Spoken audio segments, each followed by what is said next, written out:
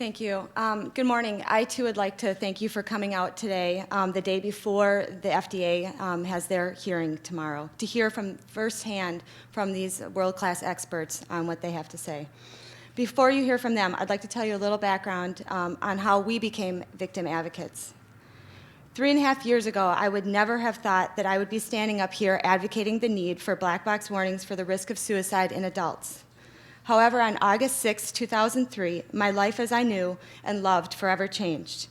Woody, my best friend and husband of nearly 10 years, was found hanging from the rafters of our garage, dead from Zoloft-induced suicide at age 37.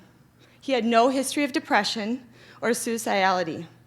Woody was outgoing, gregarious, smart, loved life, and the people in his life. He made friends wherever he went.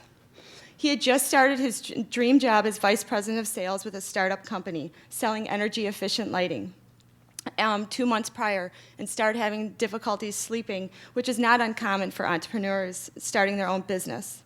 So Woody went to see his general practitioner and was given Zoloft for a diagnosis of insomnia. 5 weeks later, Woody was dead. The three-week Pfizer-supplied sample pack that Woody came home with automatically doubled the dose, unbeknownst to him, from 25 to 50 milligrams after week 1. No cautionary warning was given to him or me about the need to be closely monitored when first going on the drug or dosage changes. In fact, I was out of the country for the first 3 weeks he was on the drug. Within days, Woody experienced several side effects like profuse night sweats, diarrhea, and worsened insomnia. He also experienced others that were known only to Pfizer, but not to Woody, his doctor, or his family. Shortly before he died, I came home one night and found Woody in fetal position on our kitchen floor with his hands wrapped around his head like a vice, saying, "Help me, Kim, help me. I've been driving around all day today. It's like I'm losing my mind. My head's outside my body looking in." Pfizer actually acknowledged this phenomenon in internal documents that you will actually see in my written statement to the FDA. Woody's death made no sense to me or anyone else who knew him. So Eric and I started researching the only thing that made Woody change during this extremely short period of time, and that was Zoloft. Woody never once questioned the drug. Why would we? Zoloft is FDA approved, advertised, and sold as safe and effective, and was given out by his doctor, who he trusted. Our journey for the truth has led us to the FDA, Congress, and the courts. In fact, this is our 21st trip out here to DC since Woody died. We have spent seamlessly endless hours researching, testifying, and spreading the truth about what Pfizer and the other drug companies, as well as the FDA, have long known since the 80s and failed to tell the public.